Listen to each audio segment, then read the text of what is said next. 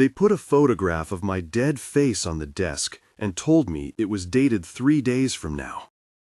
It was the sort of image a person thinks belongs in a movie or a fever dream. Me on my back, eyes half open, a dark slick at my throat that the light liked to make into a map. The metadata, stamped in a small, neat font in the lower corner, read a date I hadn't reached yet. Captain Tatum slid the photo across the stained oak like a dealer passing a marked card. The bourbon in his glass caught the overhead light and burned like a small private sun. This was wrong because it had my face. The training takes over first. A detective's brain is a workshop full of routines. Check the source, check the chain of custody, check for manipulation. My hands wanted to move before my mouth. They wanted to lift the picture, to warm it with my fingers and see if the paper told a lie. I didn't. I forced myself to breathe and to treat the impossible the way you treat any other piece of evidence, methodically, with suspicion and a checklist. "Where did this come from?" I asked. Tatum watched me like a man who had watched too many young detectives try to outrun the things they couldn't explain. He had the broad shoulders and the patient hands of someone who'd seen cases eat careers and still come back to work the next afternoon. "Found at the Crocheron ruin," he said.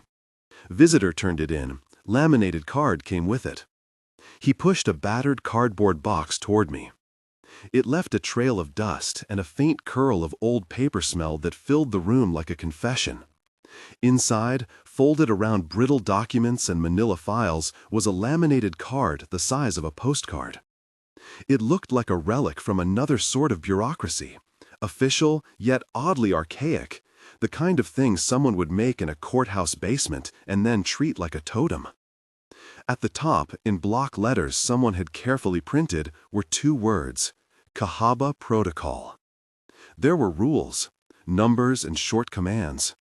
They read like a mixture of police procedure and folk superstition. Do not enter sight between sunset and sunrise. Remain in sight of partner. Do not acknowledge figures who do not speak your name. Leave the site before 3:17 a.m. Do not remove artifacts. If the ground pulls, anchor and call for assist. Bell toll check. Sound of bell may be off by a count. Keep bearings. The handwriting that annotated the margins was careful, as if whoever wrote it believed ink could make order where the world offered none. "This was a protocol," Tatum said. "We've called it that because you don't get to treat it like a suggestion if you're going to step into Cahawba's footprint. The name sunders you when you say it aloud. Cahawba. Some in the books called it Old Cahawba, others Kahala, but the card used Cahawba, and when it slipped between my teeth, it tasted of mud and river rot. It was a drowned town, mostly." Not the kind of place a family puts a plaque and forgets. This one had been made to vanish by the river, half swallowed, with mansions tilted into the water and pillared courthouses reduced to a ring of foundation stones. What remained lived in the mouths of fishermen and in the cracks where sunlight met brick. That was the place the photograph came from. We had documents, enough to turn a skeptic into a planner.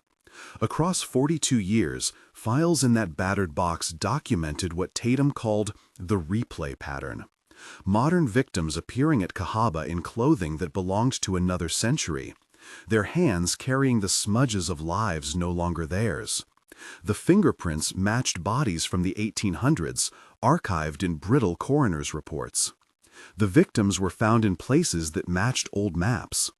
The old killings, often written down as closed cases or dismissed as accidents, had names attached to them, victims and suspected killers, names that, for reasons of time and social hierarchies, had never been given the reckoning a name brings. For decades, these replays had been a haunting pattern that disappeared before it could consolidate into anything the county could prosecute. Bodies turned up. The fingerprints said they were people long dead. The paper trail would point to old injustices, unpaid debts, racially motivated lynchings that weren't called that by the newspapers, carpenters and seamstresses who vanished into the account books. They were not all solved crimes. They were mostly erasures. "This has been happening for 40 years, Tatum said. He tapped the corner of a municipal ledger, the edge soft with handling. 43 distinct incidents that we can tie to Cahawba ruins. 43 victims whose modern deaths line up with 19th century ones. The hits, fingerprints, dental charts in some cases, they match old reports." He wasn't looking at me when he said it. He was looking at the protocol card, like it might give him the answer he hadn't been able to find in the box. "You're saying the town's replaying them?" I said. The sentence felt foolish even as it left my mouth. It was a private test to see whether the room would collapse into ridicule or nod into terror. Tatum's laugh was a small, tired thing. "We say replay because we need a term. We don't call it anything official. But yes, the contemporary victims are becoming echoes of the old ones. The weird part is the order. It moves backward through time. Whoever, whatever, Cahawba is, it's not repeating a history, it's unspooling one." He gave me the photograph again, then the box, then the card. Staffers crowded around the door's rectangle of light, the department's smell of coffee and old paper meeting the damp in my lungs. I put the photo into an evidence sleeve. It slid in, glossy and ledge-thin, and for a moment I had the private animal sensation that the sleeve was warm with possibility. The first thing I did was what any well-trained investigator would do. I ran the photo through our systems. File metadata could be forged. Faces could be composited. But image forensics were a cluttered toolbox with the useful bits you learn to rely on. The file's origin, the camera model embedded in the header, the timestamp, those things could be faked, but often they weren't. The photograph came with an origin notation: citizen submitted, site find, Crocheron ruin. The paper's grain suggested it had been printed from a consumer inkjet. The date had not been added by my computer. It had been printed on the photo itself. Skepticism is a muscle. I flexed it.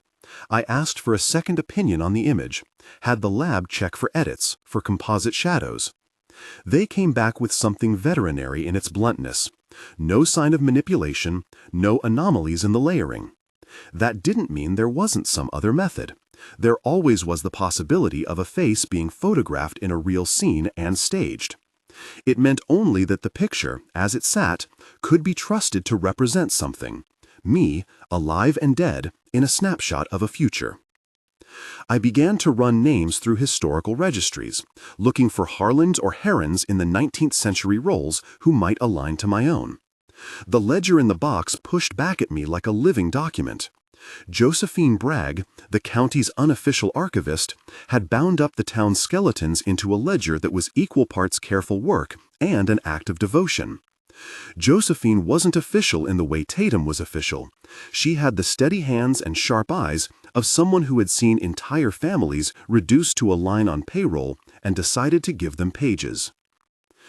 When we first pooled around the microfilm machine in her cramped office, the smell of her tea mingling with the machine's warm metal, Josephine looked up at me and squinted like she was trying to place a face she had known in another life. "They don't like being mislabeled," she said. "Names matter here. That's all we've got sometimes." She led us through a ledger with entries that looked like the apparatus of daily life: work records, runaway notices, coroner's margins penciled with shrugs. But like the hinge of a door, one line opened into a room. A list of deaths, written in a hand that had learned to be concise because there wasn't much time between one disaster and the next. Next to many of the names were notations: R, A, and a series of shorthand letters Josephine decoded for us as suspected killers or names heard in the mouths of witnesses. These were not verdicts carved in stone. They were the attempts of people to pin chaos down with ink. We started compiling. It became its own sort of work, almost meditative, matching ledger lines against coroner's reports, against microfilm newspaper notices, against the county's properties ledger. There were photos and headstone rubbings, payroll sheets that showed names scratched out in haste. Della was the park ranger on duty when we stepped off the path. She was young, and her hair had a windburn that made her look like she belonged on the river. She kept the visitor center and the brochures and would rather have been cataloging bird calls than helping with a homicide investigation. But the world had a way of asking for help where it would have preferred to keep asking. "You see them?" she asked, not with horror, but with the calm of someone who had to keep a map in her head. "Sometimes they stand like they're waiting for something." We walked the perimeter. The hollow of the Crocheron fountain smelled of old silt and iron. At the edge of the foundation, someone, probably a tourist or a preservationist, had left a dozen small stones, a child's note pressed into a cleft. The stones were new. The child's handwriting folded the past into a present too casual to be cruel. The bell had been rung for no ceremony when we first heard it. A distant sound, too deep for a park's little bell and wrong in its count. 13 tolls, then silence. The number felt wrong. Old accounts in Josephine's ledger hinted that the bell had never kept time in a linear way in Cahawba. It tolls what it remembers or what it intends. "Check the bell," Tatum said later, like a man repeating a prayer because prayer was what it sounded like. We found no human remains that afternoon. We found instead the suggestion of a presence, footprints that were too small and too shallow for a modern shoe, a smear on a column that didn't show up as a fingerprint but looked like someone had brushed the brick with a sleeve, a scrap of fabric clinging to a rusted nail that, when photographed and enhanced, resolved into a pattern used by seamstresses in the 1870s. There was a weight to those discoveries unlike the weight of modern crime scenes. This weight didn't hang on blood and presence alone. It lay across the place like an accusation. Back at the station, the ledger's margins were a chorus. Josephine had sent scans. There was a name repeated across multiple entries, like a marker in the paper: Crocheron. Martha Crocheron had an entry in the county's death list, annotated as a death by misadventure in 1873 in one place, and slashed out and changed to an unknown by another hand. The modern victim we'd found recently had been discovered at that exact foundation, dressed in a garment that matched the one Josephine had copied into the ledger from a photograph. Her image looked like a ghost from a family album. "We're not inventing this," Tatum said. "We're cataloging it. People forget if we don't keep a list." There is, in every case that makes your stomach cold, a point where you must choose what kind of investigator you are. Do you keep your hands in the technical parts, databases, interviews, subpoenas, or do you let yourself lean into the human work, the one-on-one with someone whose life has been stolen by time? I found myself wanting both things at once. The ledger wanted me to remember. The photograph wanted the future. One file in the box had my father's name in it, or at least the name of a man who shared my surname in it, and a first name that I had been told was an old family name: William Harland. The ledger entry was brittle, the letters compressed as if the writer had been mindful of paper. William Harland, employed as a mason, listed as missing, then later as deceased, had an adjacent note in a different hand: C. Webb family payroll. The Webbs were local, their headstones ragged in the county cemetery. They had been carpenters, contractors. Sometimes names in these old files are innocent markers. Sometimes they are the only clues you get. I thought of my own face in glossy ink, and then of the long, thin lines on the ledger that might have meant the same thing across a century: work, debt, anger. My childhood had been not unremarkable, but it had holes, silences that I had accepted as normal until I found a photograph telling me otherwise. If Cahawba's cycle was moving backward, and if it pulled people into an earlier ledger, then where did that leave me? Were we witnesses or accomplices? Josephine's ledger had a second problem embedded in its pages. Someone had gone through before us and attempted a tidy erasure. Names had been physically struck, marginalia had been smudged, headings reworded as though history could be made to hold its breath. Some entries were incomplete in ways that did not match the dust of time. They matched human hands. We started to see a pattern of removal that wasn't natural decay, but an active gesture. A family's name cut for some reason, a name that had been politically inconvenient, or a workers' listing that made the wrong people uncomfortable. Those erasures were a form of violence as sharp in its intention as any physical act. We spent a long afternoon cross-referencing payroll ledgers, coroner's notes, and church registries. The ledger itself served as both map and argument. At the bottom of one page, someone had been careful enough to list suspected perpetrators. Clement Archer, a man with a reputation for rough work and worse tempers. Silas Webb, whose family's name returned with an irritating frequency. A Beauregard Crocheron, who had the social pull to shape an accounting. In the margins, there was a name that brought the heat into my chest. Absalom Webb, spelled sometimes Absalon, sometimes Absalon, whose last name was connected to a range of petty but violent infractions. The registers were inconsistent in the way old documents often are. The same man signed differently on different days. That inconsistency didn't make the pattern disappear. If anything, it confirmed that the town had a way of hiding what it didn't want to hear. Names shift, Josephine told me as we bent over the light table. Spellings change. People copy the wrong thing. But it's still them. You can feel it in the handwriting patterns. We created a list. It was a humble thing at first, an evidence sheet with columns for victim, date, suspected killer, source.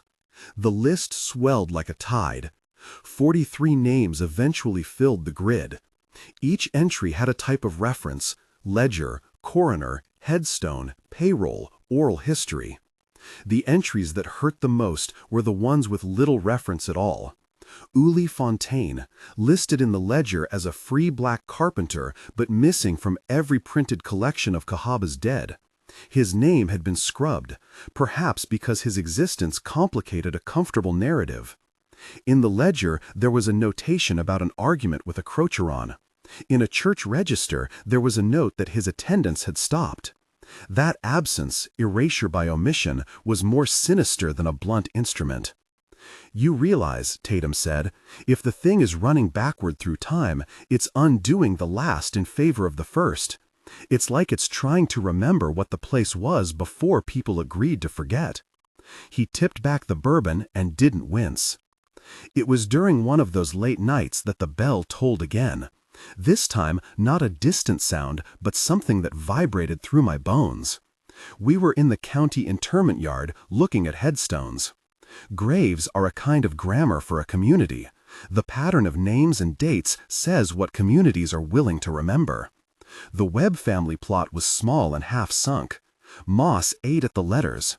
One headstone had been defaced, an angry gouge across a name, as if someone had tried to make language do what time had refused. The stone read Webb, with the first name initially clear and then blotted out. The earth did something I didn't think earth did. It gave a hungry little shudder under my boots, like someone pulling at the hem of your coat to get your attention. Tatum's radio squawked. Della shouted something unintelligible. For a moment, the cemetery turned into a moving thing. The subtle pull increased, an urge at my calf, a coldness at the small of my back, as if an animal under the ground had decided it wanted me to tip forward. Protocol flared up in my chest, anchor and call for assist. I felt for the belt loop of my jacket, the place I kept my glove key. My hand closed on nothing. A small, resolved pressure seized the world. For perhaps 20 seconds, it felt like an accurate pulling. The sensation didn't try to be monstrous, it was practical. It acted like an agent with an intent.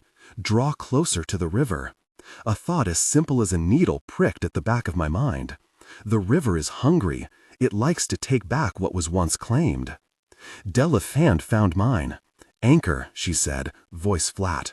I wrapped my free arm around her forearm, a makeshift anchor, and the feeling lessened, like a tug that had found the rope it was searching for. I called out for backup, for a hazmat of human stability, and the world resumed its civil posture. We left without falling into the river. P., a volunteer from the Historical Society who had come with us, her cardigan smelling like lavender and a lifetime of being the one who remembered town birthdays, put her hands on the ledger as if to steady it. Her fold of age had the look of someone who had walked the town's lines for years. "You have to name them," she told us, And when she said it, she didn't look at me with the pity of a religious convert. She looked instead at the ledger and then at the pool of mud that had wanted us. You have to speak them into the light. The phrase lodged in my chest and moved around like something that didn't want to settle. I am a detective. I speak names every day. We write names into reports so courts can do their work. But naming in a legal sense isn't the same as naming in the way a family names their dead, or the way a town names its dead, or the way Josephine, with her ledger and her penciled notches, names a person whose existence had been denied. We began to craft what would become our working theory. If Cahawba's phenomenon was not merely an accident, but a kind of moral demand, if the town preserves memory like a ledger preserves numbers, then the act of public recognition might be the only thing that could reverse the pattern, which meant that our job was practical and legal, but also ceremonial. It meant we'd have to cross a line that smelled faintly of superstition and say, in a manner that could be recorded and witnessed, "This person lived. This person was taken."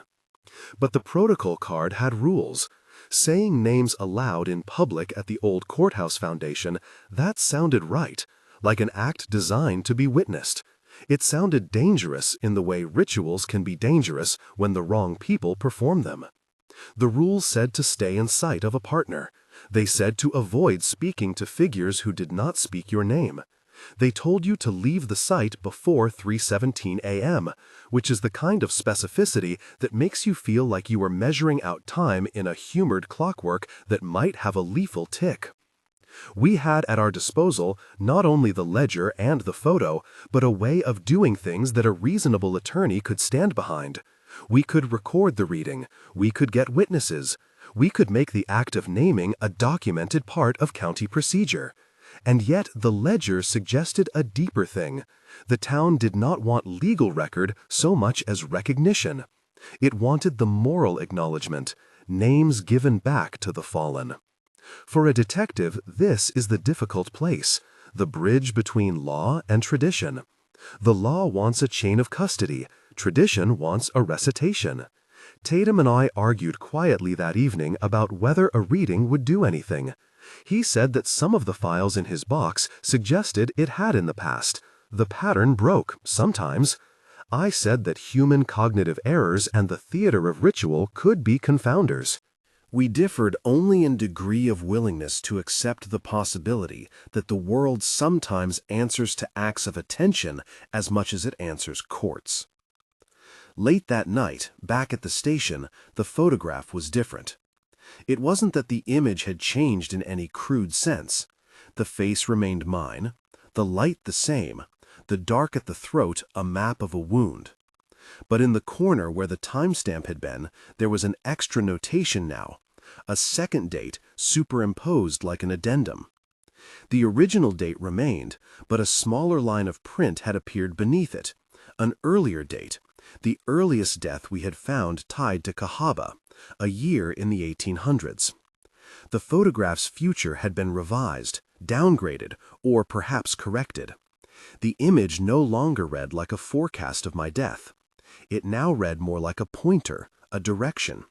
The print jogged the spine of my body. I catalogued the sensation as evidence. That night, I slept into a shallow, watchful thing. I dreamed of ledger pages drifting like leaves over water. I carried the card in my jacket pocket as if its rules could be a talisman. The work had acquired a moral dimension I hadn't asked for. The idea of justice as naming had moved from a metaphor into a to-do list. In the morning, Josephine brought an 11 by 14 photocopy of an entry she had found tucked into a payroll folder. Uli Fontaine's name, reinstated, in a hand that had been added later and then struck out. She set it on the table. "He wasn't supposed to exist," she said. "Someone made him not exist. We have to put him back." We began to assemble witnesses. We reached out to descendants, to the county clerk, to a traveling cleric who had in their office a memory of a hymn sung at the Crocheron funerals. We sought legal counsel for a public reading that was still the kind of thing you must write a memo for, Because in our world, everything unofficial runs the risk of being dismissed as superstition unless it's made official. We also assembled a practical kit: lights that would work at dusk, a recorder with multiple backups, a printed list in large type so those of us with failing night vision wouldn't lose a name in the dark. When we read the rules again, out loud this time, it felt less like reading superstition and more like reviewing strategy. We internalized the admonitions. We repeated them like a formation. Do not enter between sunset and sunrise. Keep your partner in sight. Do not acknowledge figures who do not know your name. Leave sight before 3:17 a.m. Bell toll check. Ground pull protocol. It was the sort of litany you use to make your muscles remember to obey when the rest of you forgets. There were practicalities to be solved that had nothing to do with the supernatural. Who would officially read the names? Could we get the local news there without turning the event into a circus? How could we ensure the ledger's restoration to public record would not vanish again in some bureaucratic sweep? We also assembled a practical kit: lights that would work at dusk, a recorder with multiple backups, a printed list in large type so those of us with failing night vision wouldn't lose a name in the dark. When we read the rules again, out loud this time, it felt less like reading superstition and more like reviewing strategy. We internalized the admonitions. We repeated them like a formation. Do not enter between sunset and sunrise. Keep your partner in sight. Do not acknowledge figures who do not know your name. Leave sight before 3:17 a.m. Bell toll check. Ground pull protocol. It was the sort of litany you use to make your muscles remember to obey when the rest of you forgets. There were practicalities to be solved that had nothing to do with the supernatural. Who would officially read the names? Could we get the local news there without turning the event into a circus? How could we ensure the ledger's restoration to public record would not vanish again in some bureaucratic sweep? These questions had law at their base. They had the same gravity as a coroner's form, and they had a moral texture that felt like praying in a courthouse lobby. We found Mrs. P willing to volunteer the Historical Society's hall for a small public display. Dela would stand at the perimeter and keep the public from wandering into dangerous areas. Josephine would bring the ledger highlights. Tatum would arrange for our legal team to be on standby. The county clerk said she would attend and make notes. It would not be only a ritual. It would be a documented act. I thought of the photograph in an evidence sleeve and wondered what would happen if we succeeded. Would the image's date be revised to an earlier murders? Would my name be excised? If naming is justice, would the act of naming others rescue me from the future the photograph promised? Or would this be a temporary reprieve until the town found a new way to demand its own accounting? The ledger had another thing to tell us as we moved into that week of preparation. Many of the killers, where killers were known, were men who had had advantages. They were contractors, men of some means, men with leverage. Most had paid no real price beyond a local rumor or a whisper in court minutes. Naming them would not bring them to legal judgment. Many were long dead, and many more were relatives who had inherited not just property but social immunity. Naming the killers would not equal a trial. It would, however, make public the evidence that had been ignored. We did not know if that public naming would satisfy the town, but without it, the ledger suggested, the cycle would continue. One late afternoon, in the quiet between planning meetings and bureaucracy, I sat alone with the box and the photograph. The protocol card sat on top, its edges worn and its instructions like teeth printed in the cardboard. I thought of the line Josephine had whispered once. The town was trying to be listened to. The imagery settled into me like a new scar. I had spent most of my life believing that justice was the law's business, an equation of evidence and verdict. Cahawba taught me it could be ceremonial. It taught me that memory, once denied, can become a force. The list of names grew. So did the photograph. The date in the lower corner ticked like a metronome through my life and refused to be quieted. Somewhere between superstition and procedure, there loomed a decision. We could do nothing and wait to see whether the court of public opinion or the rhythm of river and decay would choose the next face. Or we could build a different court, one that recognized the dead simply by speaking their names. When daylight ran out and dusk softened the brick of the old county courthouse, it became easier to understand what we had to do. The foundation ring where the magistrates had once stood in the old town square was a stone circle, cold and flat.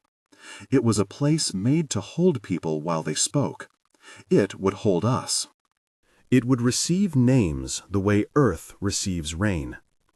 We had 43 names, give or take the scribbles, the strike-throughs, the ones smudged into illegibility. 43 wasn't a number that allowed comfort, it allowed a plan. We scheduled a time when the sky would be forgiving, dusk, but before the night took its full breath. We would read, we would keep witnesses, we would leave before the hour the card called dangerous. And yet, as we drew the net tighter, I felt a private muscle in me tighten. The photograph still had my face. The card still had a rule that said leave before 3:17 a.m. The ledger still had names missing. The town still tugged at the hem of our coats. We were ready to be practical about it, and I found that being ready for the practical part of a strange thing allows you to shoulder the emotional part. Strategy and sentiment, oddly, are partners in a case like this. If we were going to speak to the dead, we would do it with witnesses, with the law's weight behind it, with a recorded trail that could be handed to a judge and a historian and a child who might one day need a place to stand. We set about marking the list in earnest. We assigned roles. Tatum insisted I read first, despite the fact that my face was on a photograph that promised a different kind of ending. He went so far as to joke, in a manner that was more prayer than humor, that whatever the photograph intended, it could take its time. Josephine underlined names with a pencil so worn it had gone blunt. Della walked the perimeter, like someone trying to memorize the path a child might take if frightened. Mrs. Puey made a small placard with Uli Fontaine's name so that we would not repeat the town's earlier sin of omission. We planned for contingencies. We arranged for multiple recorders. We asked for a sheriff's deputy to stand by, not for the town's supernatural side, but because the legal status of a mass reading of names could get messy. We wrote a memo for the county archive to accept the ledger's corrections if the reading did what we hoped. In the end, the paperwork felt like armor and paper claws at once. Still, there was a private calculation I made and did not tell them. If the photograph remained the same after we read the names, if my face still showed a date in the future, what would I do? I had no plan for bargaining with fate. My plan was for facts. The rest of it, I told myself, would be handled by the part of me trained to endure. We made the ceremonial decision to include the names of killers beside the victims when we read them aloud. The ledger insisted on a reciprocity of memory. Naming the killer was not an invitation to vengeance. It was a formal recognition that someone had died badly at another's hands, and that the town had been a willing partner in forgetting. That, we thought, was the point. The town's mechanism of replaying murders backward through time might be asking for the scale to be balanced by being allowed to name who had caused the harm. The act would not free anyone's neck from a rope of accountability, but it might unclog memory. At the end of that week, as paper and planning stacked like building blocks, I found myself alone on the courthouse foundation. The sun had fallen a little short of the horizon, and the air smelled of wet leaves. In my pocket, the laminated card felt like flint. I read the rules aloud because it was the only way I could feel that I had not forgotten them. Do not enter between sunset and sunrise.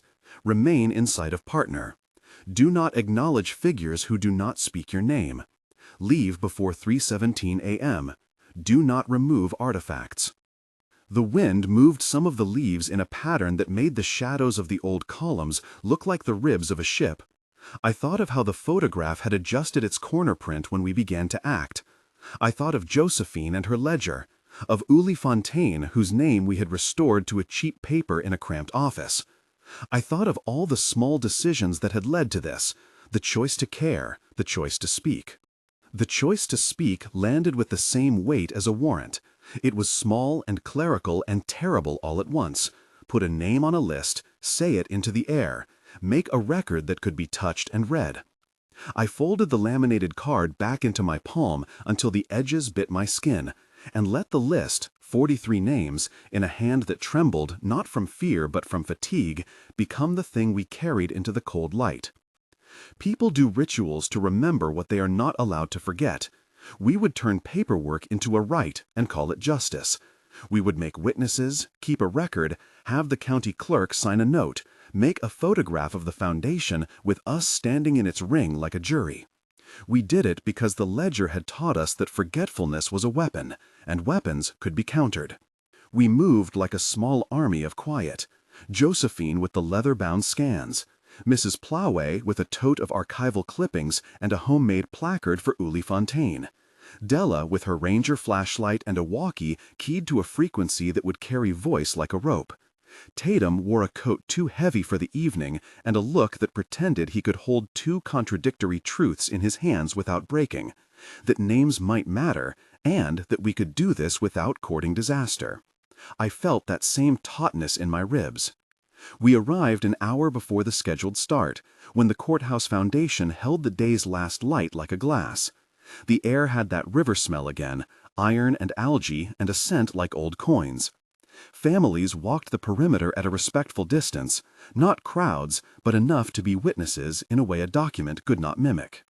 A deputy leaned against an SUV with his hands in his pockets, face set to neutral, which is to say he was present but not invested. The legal apparatus had to be visible so the act wouldn't dissolve into superstition. The county clerk arrived with a clipboard, her breath visible with each word she mouthed. Josephine had the ledger in a padded case. She carried it the way a priest carries scripture. We had it down to a serious, small choreography. I would read the victim's name and the entry that identified them.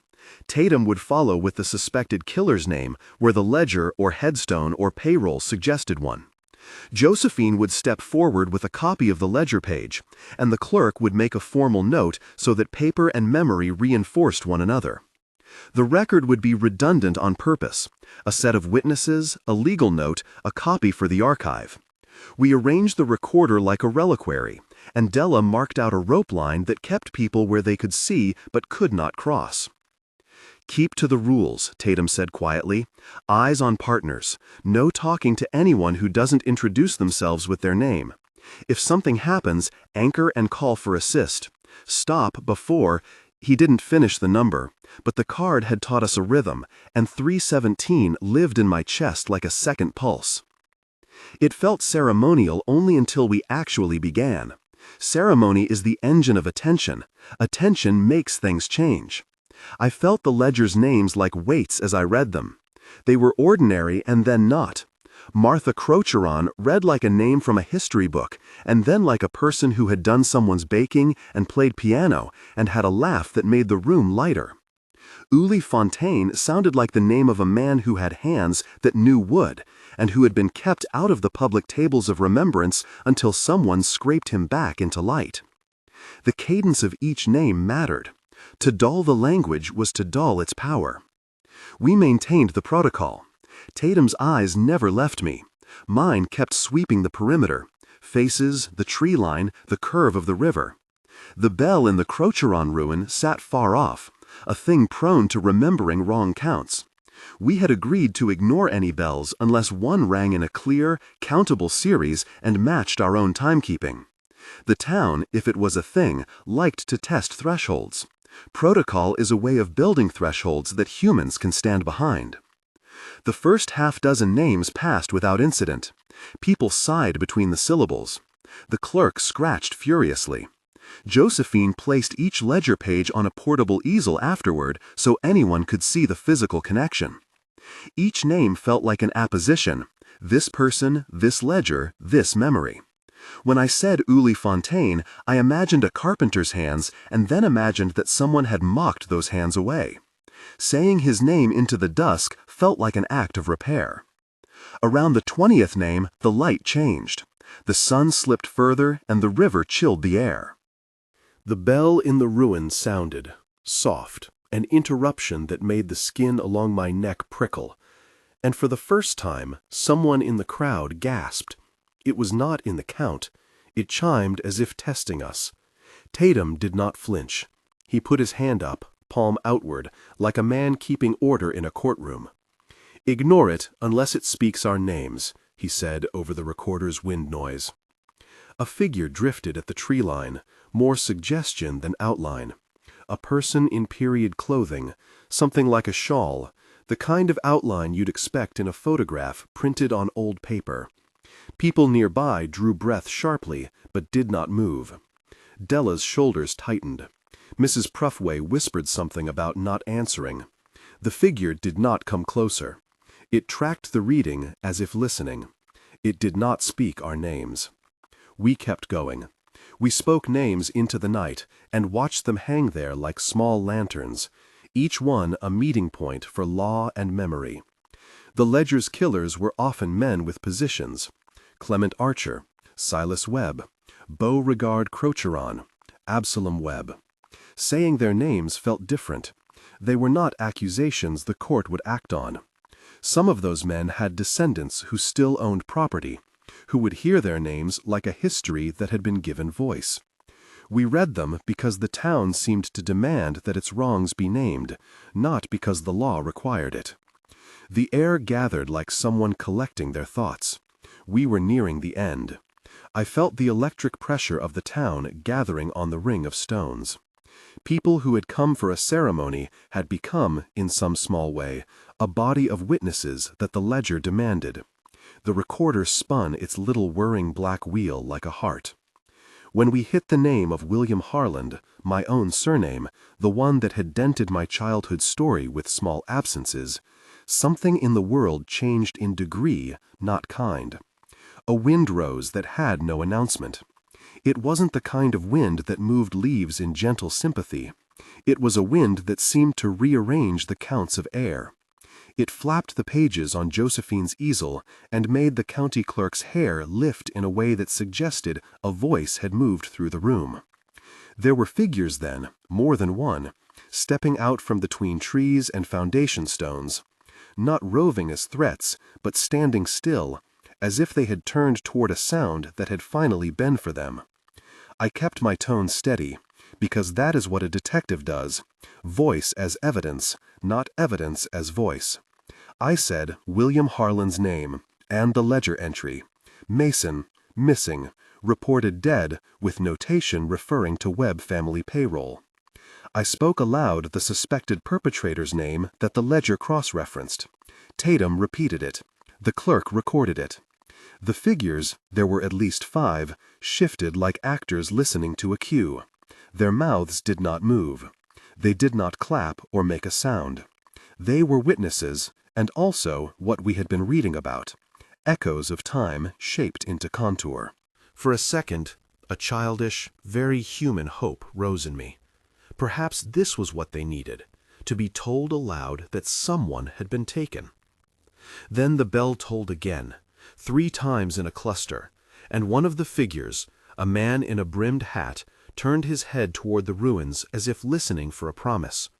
He put a hand to his throat in a gesture that might have been pain or the echo of a throat's last gasp.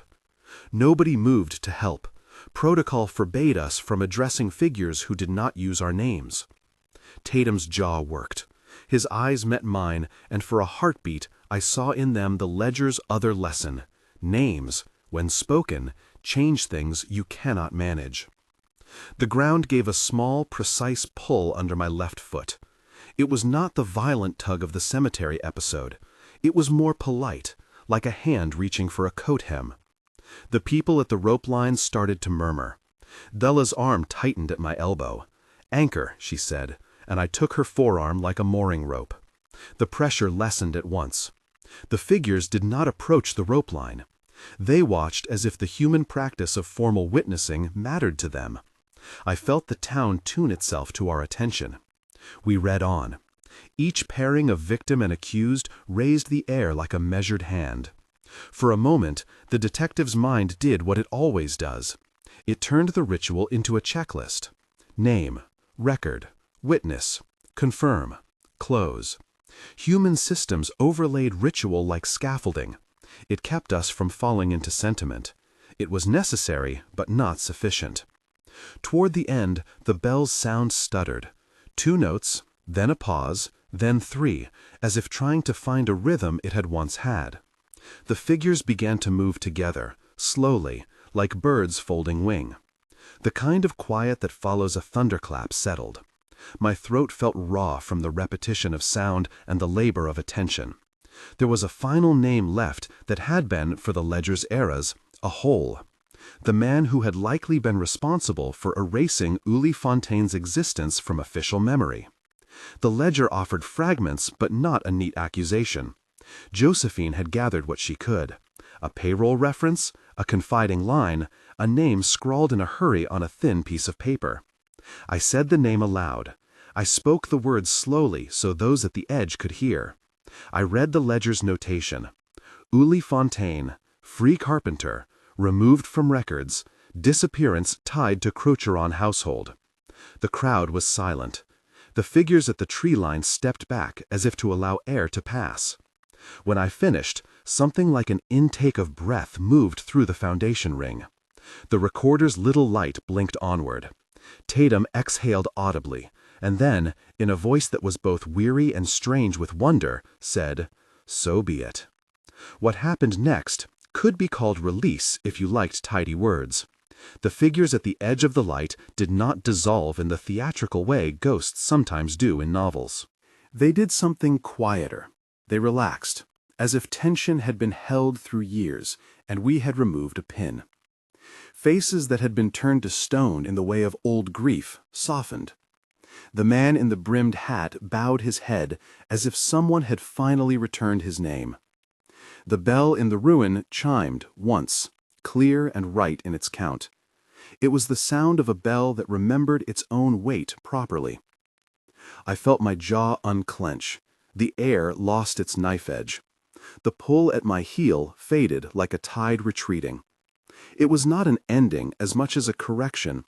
The town had been seeking a ledger to balance itself, and we had offered one. We huddled close after the reading while the clerk made one more notation, and Josephine photographed the ledger pages with a trembling hand. The county archivist, who had sat with her head bowed for most of the reading, stood and approached the easel. She took the ledger in both hands and, like someone accepting a trust, said she would record the corrections, place the ledger and its copies into the official archive, and ensure the county recognized the names. It was a bureaucratic act, slow and solid, and it felt like a miracle because it took place inside the instrumentality of paper and signature. Back at the station, the photograph waited in its evidence sleeve like a patient animal. My hands were still shaking from the reading, from the rasp of the names. I slid the sleeve onto the light table because that is the place evidence goes to tell you if the world has changed. The date in the lower corner, original, implacable, had been there since the first morning. There it still was.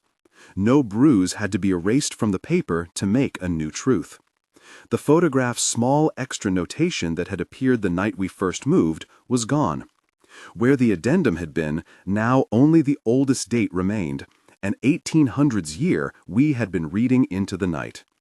The image of my face stayed the same, broad-eyed and water-faded, but the future date that had been its threat had been erased from the stamp. The photograph had pivoted back toward the past it belonged to. I sat on the edge of the table and let that fact settle onto me like a coat. I did not imagine that I had escaped anything.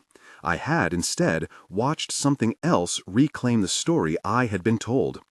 The ledger's logic had been that naming was the instrument of reckoning. We had acted as witnesses and archivists. The town had answered in its own way. I thought of the small rituals Josephine performed with pencil and ink and realized that bureaucracy and devotion, when married carefully, could do what one alone could not. In the days after the reading, the county put up a modest plaque at the courthouse foundation. It was no grand monument. Too many of those missed their point. But it listed the names we had read, in plain type, and acknowledged that official record had once omitted some of its citizens. Josephine made sure the plaque included Yulie Fontaine. She wrote him into the county's online memorial and hand-delivered copies of the corrected ledger pages to families who had been connected by the entries. The county archivist cataloged the ledger's amendments and locked the scans into the archive system with multiple redundancies. Paper, we had found, could be as stubborn as a river. Local coverage was careful and not sensational. The news used words like commemoration and archival correction because those are terms that civil institutions can live with. Reporters asked the procedural questions. Who officiated? Who witnessed? How is this documented? What will the county do to ensure records are not erased again? We answered as best we could. Legal counsel prepared memos on how the act of naming could be preserved in perpetuity without legal overreach. The department's captain's office washed in the ordinary rhythm of paperwork again, which is to say, normalcy reasserted itself like a good neighborhood dog. Tatum retired in the spring, sudden as a weather shift. He held a small party at a local bar that smelled of lemon and old wood and told stories that were alternately mawkish and honest. A career of difficult cases, of small defeats and fewer triumphs, given meaning by being done well. He didn't speak of Cahawba in the way he had before.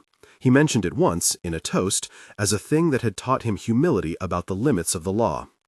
At the party, he slid a small envelope across the table to me with his hand, and inside was a note.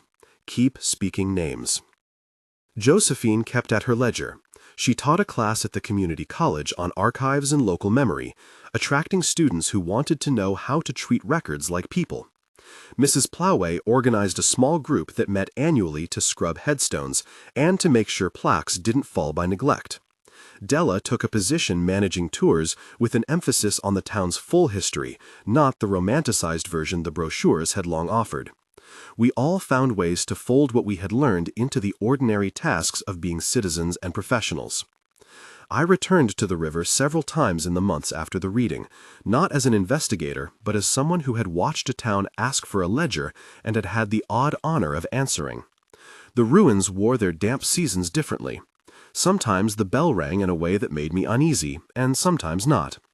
The figures at the tree line that had stood as witnesses on that first night did not come forward or seek me out. They were no longer the city's appetite, but its memory. The photograph remained in the evidence locker, and I would go to the file to look at it when the world felt too certain. It showed me as I had been in that ink-printed future, but when I checked the timestamp in the corner, it read a date a century and a half before my birth.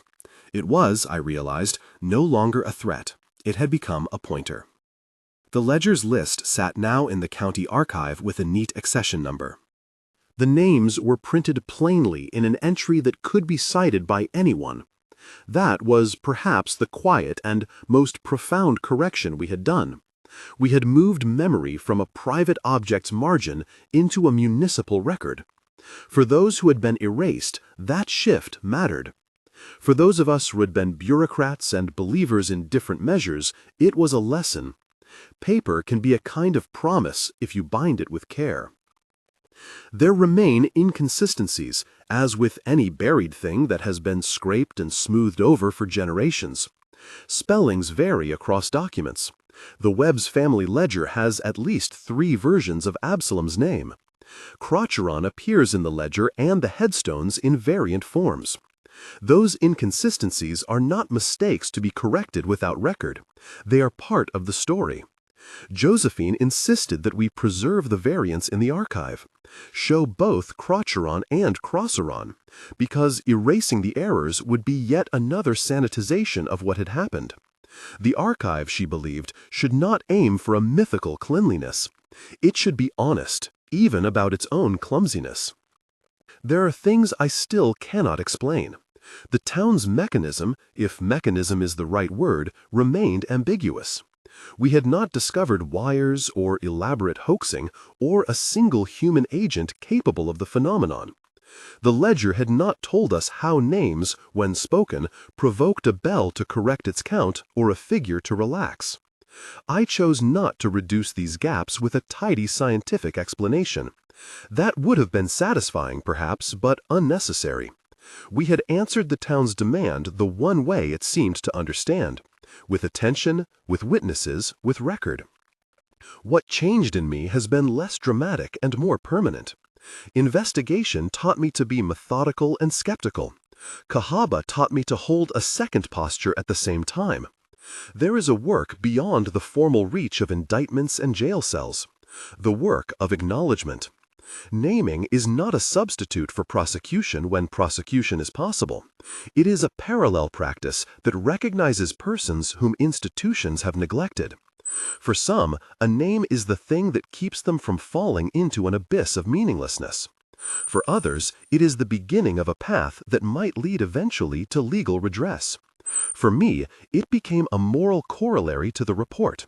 Beyond the evidence, beyond the brief, there is the obligation to say, this happened to someone, and we see it now. The photograph sits in the evidence locker as an odd comfort. Once it was an accusation about a future I might have had. Now it is a witness to a history that reached forward and touched me. The future it predicted was rescinded, not by law, but by an act of communal attention. Whether that rescue is permanent, I cannot swear to in a court of law. I can only say this: the ledger's names stopped appearing in that backward tide. The town's replays decreased. The bell at the ruin has paused on its counts more often than before, as if it had learned the rightness of a number. At night, when the department's lights go low and the station hums in its habitual way, I think about the people whose names are now in the archive and the ones who were never found. I think about Josephine copy-editing ledger after ledger at a light table, and about Dela teaching visitors how to notice absence as much as presence. I think about Tatum, who left his badge on a bar table and clinked his glass, and then hauled out a map in his head of all the cases he'd carried like stones. He taught me that we are permitted to be both scientists and smaller-time priests when the situation demands. Inside my head, there is a mechanism now that didn't exist before Cahawba, a ledger. It is a list I carry in a pocket behind my thoughts. When I hear of an old case or of a name that has been scrubbed or neglected, a small instrument in me ticks and reminds me, say it aloud, find witnesses, make a record. There are bureaucratic ways to enforce memory, and there are humanistic ones. I learned we ought to use both. We closed the tracking file on Cahawba not as an exclamation, but as a maintained note. The archive made a notation about future corrections and an instruction to monitor certain sites. Josephine continued to accept people in her cramped office who came to her with family lore or a photograph of a headstone. The county clerk asked the Historical Society to help design a more accessible online memorial. Somehow, the thing that had been a private irrationality became a public habit. That is, perhaps, the truest kind of correction, not a single grand gesture, but an institutional change small enough to be enduring. If you asked me to give a final verdict on what Cahawba is, what the town does, and why it reaches into the present, I would tell you the same thing I have told juries and roommates and strangers who press for certainty. I do not know. I know what we were required to do. I know the work we performed and the archive we left behind. I know that a photograph that once promised my death now points to a year long before my birth. I know that a bell has learned a kinder count. The last thing I will tell you, the thing that stays with me when other cases warm up like embers and fade, is about names. The law is not the only mechanism that can repair harm. So is attention. So is ritual when it is bound carefully to record. So is an archivist's stubbornness. We think of justice as bars, trials, and verdicts, and those are necessary. But justice also lives in the public naming of a person who was once only a margin. To speak a name aloud can be a sort of verdict. It is the verdict of a community saying, "We remember you." Inside the mind of a homicide detective, justice became something that could be written and read and said aloud into a courthouse foundation. It was not less than what courts do. It was something the courts sometimes cannot measure: human dignity. If this story makes you think about who we allow to be remembered and how we build our ledgers, consider following these investigations of overlooked histories. If you'd like more of these deep dives into how law, ritual, and memory intersect, subscribe for more cases where the line between evidence and attention blurs. When you leave a name unspoken, you leave a life unrecorded. When you speak it, you do the work that sometimes the law cannot yet do.